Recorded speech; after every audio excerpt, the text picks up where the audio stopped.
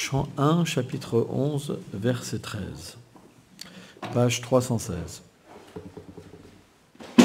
Il y a un marque-page.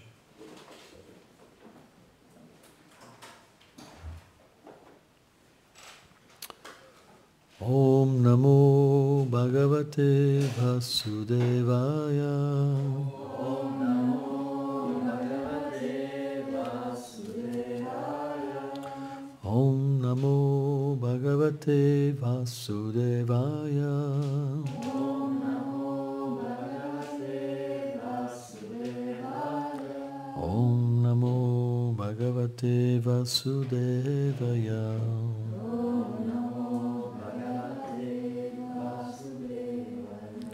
Sarvatu Sarva Vibhava Punyam Vriksham Latasrame Undhyam Nupavanam Rame Vritam Padmakarashriyam. Traduction. La ville était resplendissante, avec ses lacs, qui étaient embellis de lotus. Elle était entourée de beaux vergers, de jardins fleuris, de parcs pleins d'arbres sacrés et de tonnelles qui donnaient en toute saison quantité de fleurs et de fruits. Commentaire. Selon Srila Vishwanath Chakravarti Thakur, la ville apparaissait splendide, avec ses lacs et ses fleurs de lotus. Elle était entourée par des bosquets d'arbres à fleurs et à fruits, et par des jardins qui apportaient la détente. Ici, les arbres sont dits vertueux, car les arbres impies ne donnent ni fleurs ni fruits.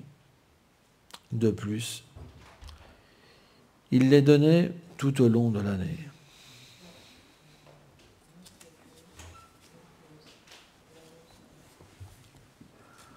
Om Gyanatimilandasya Gyanam Jalam Shalakaya Chakshurmilitam Jena Tasme Shigulave Namah Shvichatanya Manobhistam Stapitam Nina Bhutare Swayam Lupa Kadamayam Dadati Swam Padam Tikam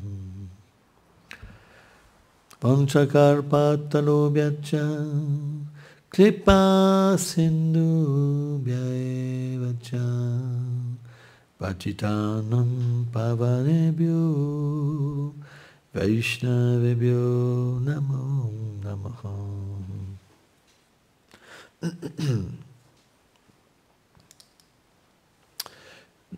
Dans le monde matériel, il y a une grande différence avec le monde spirituel. Dans le monde matériel, tout est régi par des lois comme la naissance, la maladie, la mort. Ce sont des lois. Tout le monde doit naître et mourir. Tout le monde doit grandir. Tout le monde doit apprendre à se maintenir. C'est ce qu'on appelle la dure loi de la survie. La lutte pour l'existence. Mais le monde transcendantal est complètement différent. C'est pourquoi l'expérience, lorsqu'on chante le Mahamantra de Krishna, et lorsque le Seigneur se révèle avec ses dévots dans sa demeure de Vrindavan, alors nous pouvons concevoir que le monde matériel est une réflexion du monde spirituel. Lorsqu'on dit réflexion, ça veut dire inverser. Au lieu qu'il y ait la mort, la naissance, il y a l'éternité. Il n'y a pas de maladie, il n'y a pas d'anxiété. Parce que tous ces produits de l'énergie matérielle ne sont dus qu'à une chose, c'est notre oubli de notre réalité. Lorsqu'on désire avoir une expérience autre que notre réalité, alors nous connaissons la naissance et la mort. Par exemple, dans ce monde, qu'est-ce que les gens cherchent? Ils cherchent l'amour. Mais en fait, cet amour est lié à quoi? Au corps. Mais combien de corps nous avons eu dans le passé et combien de corps nous aurons dans le futur? Il y a l'histoire du roi Kshetraketu. Et ce roi, il n'arrivait pas à avoir de descendance. Il avait 1 millier de reines, mais il n'arrivait pas à avoir de descendance. Alors on pourrait se dire, comment c'est possible que quelqu'un ait autant de femmes? C'est parce que dans les âges d'avant, les écritures védiques expliquent que les femmes avaient 7 fois plus de concupiscence que les hommes. Or, au moment de la procréation, c'est celui qui a le plus de pulsions qui va donner, on va dire, la couleur de la naissance. Par exemple, si une femme a plus de pulsions, un enfant femelle naîtra. Si un homme a plus de pulsions, un homme mâle naîtra. C'est ce qu'expliquent les écrits védiques. Donc il y avait 7 fois plus de femmes que d'hommes. C'est pourquoi le mariage avec plusieurs femmes était permis, pour qu'une femme puisse avoir un mari. Et c'est expliqué que dans les âges passés, les hommes avaient tellement de qualités qu'ils pouvaient traiter chaque femme avec autant d'amour et d'affection que toutes. Et donc un roi, comme il avait beaucoup d'opulence, il pouvait naturellement se marier avec beaucoup de femmes. Et donc Kshetraketu, c'était un grand malheur, c'est que pour un roi, ce qu'il y a de pire, c'est de ne pas avoir de descendance. Parce que dans la réalité, le descendant devient le roi, s'il a les qualités adéquates. Hein? Parce qu'un véritable roi n'élit pas par hérédité un autre roi, mais par ses qualités. Mais naturellement, à travers la naissance, dans les âges précédents, les qualités étaient aussi transmises la plupart du temps. Pas dans cet âge-là, mais dans les autres âges. Donc la plupart du temps, les enfants qui naissaient d'une royauté avaient les qualités de roi. Et qu'est-ce qu'étaient les qualités d'un roi? C'était d'être un pur dévot du Seigneur. Car sans être connecté au Seigneur suprême, on ne peut pas être parfait.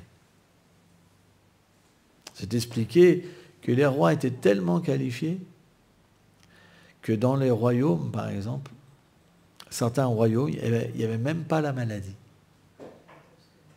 Il n'y avait même pas la vieillesse. Tellement que le gouvernement était parfait et que les gens, en fait, étaient traités d'une manière parfaite et qu'ils devenaient parfaits. Les saisons étaient parfaites. Même la terre donnait des denrées sans qu'on la cultive. Elle pouvait donner, par exemple, 7 fois ou 10 fois par an, sans qu'on la cultive. Même les joyaux apparaissaient de la terre. C'est ça l'effet d'un bon roi. Or, qu'est-ce que nous trouvons maintenant? Le coronavirus, par exemple, l'épidémie partout. Pourquoi? Parce que les rois, les représentants sont impies. Ils gouvernent pour exploiter les êtres vivants, pour avoir une position, mais pas pour servir le Seigneur suprême. Or, Kshetraketu Maharaj, il avait ce désir d'avoir un descendant, mais il n'en avait pas. Il était extrêmement malheureux. Il pleurait à cause de ça. Et ces pleurs, il pleurait tellement que ces pleurs ont été entendus même dans les planètes édéniques. Et un jour, Narada Muni donc est venu et il a dit au roi, pourquoi te lamentes-tu comme ça? Et donc le roi a reçu convenablement Narada Muni. Il dit, oh roi, oh Narada Muni, vous êtes le saint par excellence. Vous voyagez dans tous les univers pour délivrer les êtres vivants. Vous pouvez combler tous les désirs. Vous avez tous les pouvoirs mystiques. S'il vous plaît, je n'ai pas d'enfant. Faites que je puisse avoir un enfant. Et alors, il a donné comme instruction, c'est simple. Nous allons faire un yaga, un sacrifice. Et de ce sacrifice, donc, apparaîtra si mes souvenirs sont bons, c'est un déva qui est apparu du feu de sacrifice et qui a donné un pot de kyr. Et si une des reines mangeait le kyr, elle tomberait enceinte et elle pourrait avoir un descendant.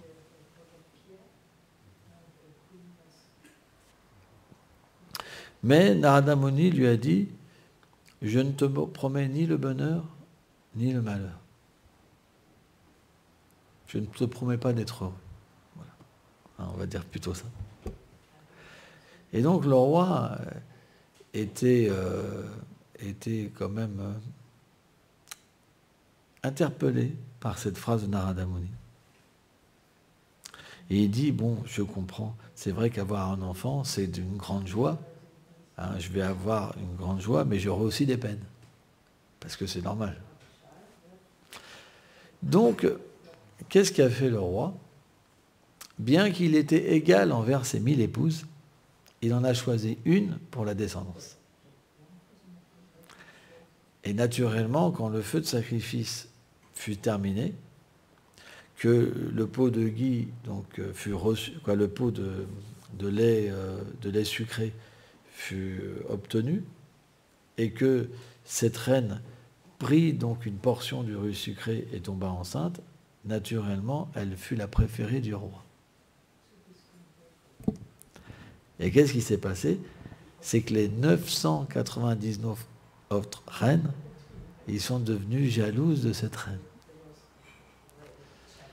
Et plus le temps passait, l'enfant donc est né, et le roi était tellement heureux, il passait son temps avec sa reine, il passait son temps avec son enfant, que en fait les 999 reines, c'est comme si qu'ils n'existaient plus. Et elles sont devenues tellement envieuses qu'elles ont conspiré pour tuer l'enfant. Elles ont donc préparé une préparation pour l'enfant, elles ont mis du poison dedans, et elles se sont arrangées pour que l'enfant soit seul à un moment. Et dès qu'elles ont été donc seules avec l'enfant, elles l'ont appelé, elles lui ont donné cette potion, et il est mort. Et quand la servante elle est revenue, pour un moment, elle a vu l'enfant mort, donc elle a prévenu le roi et la reine, et là on n'entendait plus que des lamentations, des cris. Le roi, il criait « mon enfant », et il disait « je veux mourir, je veux mourir, je veux mourir ». Et là, Narada Muni est venu avec le sage Angira, et il lui a dit comme ça, il lui a dit « oh, pourquoi tu es dans l'ignorance comme ça à pleurer sur un corps ?» Et donc le roi, il disait, mais c'est mon fils, etc., etc. Et Narada Muni lui a dit, tu veux que je le fasse revenir? Oui, Narada Muni, faites revenir mon fils, s'il vous plaît, faites revenir mon fils. Et là, par ses pouvoirs mystiques, Narada Muni donc, a fait revenir l'enfant. Et l'enfant donc est revenu à la vie. Il s'est levé, et quoi? Il était allongé, et donc il s'est relevé la moitié, le buste. Et le roi a dit, mon fils, il est tellement content. Et là, l'enfant a dit, quel fils? Combien de pères j'ai eu dans ma vie passée? Et combien de fils tu as eu? Sache que l'identification avec le corps n'est qu'une forme d'ignorance. Nous allons d'un corps à un autre à cause de l'action intéressée.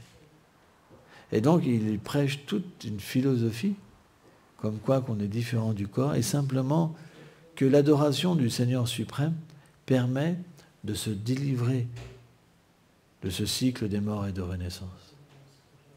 Et qu'au lieu d'utiliser le temps à trouver le bonheur dans ce monde, à chercher d'être heureux avec un homme ou une femme, d'avoir des enfants, on devrait plutôt se libérer. Et libérer les gens qu'on aime. Parce que dans ce monde, qu'est-ce qui se passe? On dit qu'on aime les êtres. Mais on veut simplement qu'ils nous suivent dans notre ignorance. Vrai ou pas? Et quand on veut les libérer, ils nous rejettent, ils nous accusent de les avoir abandonnés. Narayana Maharaj, il disait, ça se passe physiquement comme ça. Mais les êtres de notre famille qui en ce moment souffrent des réactions de leurs actes, ils ressentent dans leur cœur qu'il y a un Vaishnav qui est apparu dans leur famille. Narayana Maharaj explique ça. Et ils deviennent libérés en fait des réactions de leurs actes. Parce qu'il y a des planètes, les planètes infernales, où les êtres vivants ont des corps adaptés pour souffrir. Comme il y a des planètes édéniques où il y a des corps adaptés pour le bonheur. Et sur la Terre, c'est des corps entre le bonheur et le malheur. S'il y a trop de bonheur, on meurt. S'il y a trop de malheur, on meurt. L'âme, elle est au-delà du bonheur. Elle est au-delà du malheur. Mais tant qu'elle est dans l'action intéressée, elle erre dans ce monde. Parfois, elle va sur les planètes édéniques. Quand les fruits de ses actes sont consumés, elle revient sur la Terre. Et parfois, quand elle fait des activités impies, elle va sur les planètes inférieures. Et après, elle reprend naissance en tant qu'animal, en tant qu'un arbre. Par exemple, une femme qui aime se dénuder tout le temps, elle peut reprendre la forme d'un arbre. On voit par exemple les arbres parfois. On voit même les organes génitaux sur les arbres. C'est connu. Et on voit des arbres, c'est des êtres humains, quoi. C'est pas des blagues. La nature, elle est bien faite. Elle comble tous les désirs. Le corps d'un être humain n'est pas fait pour ça. Il est fait pour se réaliser spirituellement.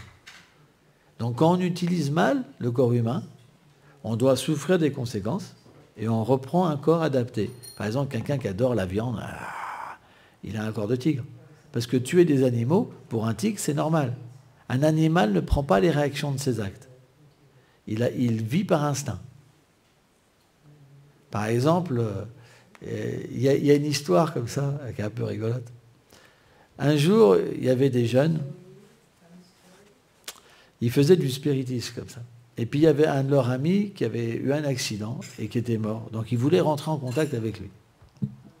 Et là, il rentre en contact, il dit, c'est toi? Oui, c'est moi. Qu'est-ce que tu fais en ce moment? C'est simple, je dors, je mange, je fais l'amour, je dors, je mange, je fais l'amour, 5 fois par jour, comme ça. Et il lui dit, t'es au paradis? Et non, je suis né dans un élevage de lapins. Vous comprenez? C'est que la mentalité d'un être humain, elle est tellement basse que la vie d'un animal, il pense que c'est la plus haute vie. C'est une forme d'ignorance énorme. La forme humaine, elle est faite pour se libérer de cette conception matérielle et de réaliser que nous sommes l'âme.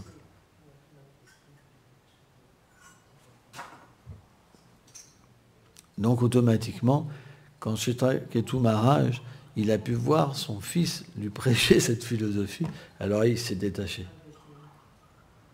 Donc parfois, il faut des choses chocs pour qu'on se réveille. Il faut des chocs. Sans ça, on est dans l'ignorance. On passe notre vie dans le sommeil, dans manger, dans ce fait de se défendre, dans le fait de juste courir après la vie sexuelle. Et c'est une réalité. Tous les gens sont emportés par la vie sexuelle.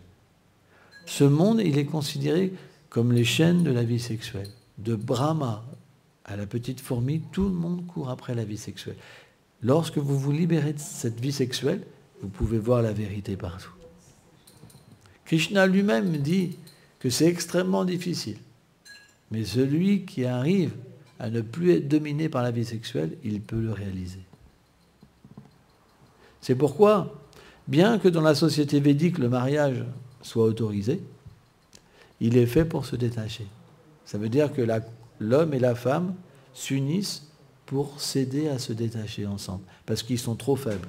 Ils ont cette attirance. Ils doivent vivre ensemble pour se détacher. Ça, c'est la conception du Bhagavad Dharma. Ça veut dire ce qui est lié à l'âme. Les religions dans l'action intéressée, par exemple, leur but, c'est d'être attachés à avoir des enfants. veut dire suivre les voies de la religion à travers l'action intéressée. Et ça donne d'atteindre le paradis. Mais le paradis, les écrits védiques expliquent que c'est juste une position temporaire. On doit, une fois que les actes pieux sont finis, on revient sur la terre. Et qu'est-ce qu'on fait sur la terre? Soit des activités pieuses, soit des activités impies. C'est pour ça, on appelle ça le cycle des morts et de renaissance. Il faut en sortir. C'est pour ça que le Seigneur vient et qu'il donne, par exemple, la Bhagavad Gita, parce qu'il explique ça dans la Bhagavad Gita. Et en fait, pour sortir de ce cycle, c'est simple. Il suffit de l'adorer. On fait la même chose, mais pour le Seigneur suprême. Vous pouvez avoir une vie de famille, vous pouvez élever des enfants, vous pouvez travailler, mais pour lui. Parce que si vous faites pour lui, il se manifeste dans votre vie et vous devenez graduellement une âme réalisée. Et vous sortez de ce cycle. Ce qu'on appelle les influences de l'énergie matérielle, ignorance, passion, qui conditionnent l'être à penser qu'il est ce corps et à jouir de ce monde, graduellement se relâche, on est plus dans la vertu, et dans la vertu, c'est expliqué qu'on peut comprendre qu'on est l'âme. L'identification avec le corps, elle commence à s'estomper, et graduellement, alors, à force d'adorer le Seigneur suprême, on peut atteindre la transcendance. Et la transcendance, ça veut dire quoi? Ça veut dire qu'on est dans ce corps comme un véhicule. On n'est plus identifié au véhicule. Par exemple, quand quelqu'un meurt, on dit il est parti. C'est classique. Mais qui est parti? Ce morceau de chair devant qui est plus attirant?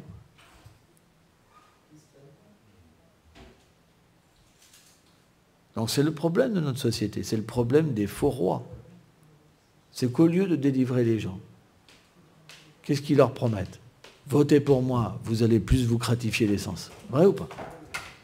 Et en plus, ils sont incapables de donner de la gratification aux êtres vivants. Tous les gens souffrent de plus en plus.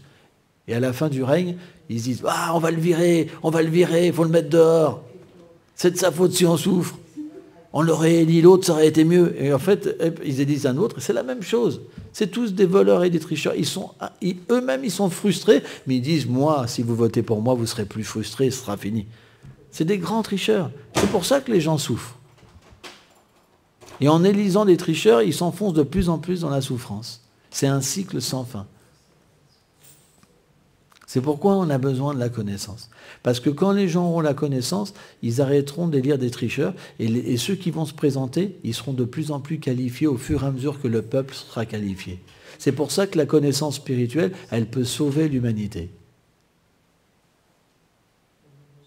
Parce que quand il y a la connaissance, vous utilisez les choses bien. Ça veut dire que vous prenez les ressources de la terre pour adorer le Seigneur. Et Bhumi, la terre est une personne. Quand vous prenez ces denrées pour adorer le Seigneur, elle redonne tout. Et tout redevient pur. Le problème, c'est juste la manière qu'on utilise les choses.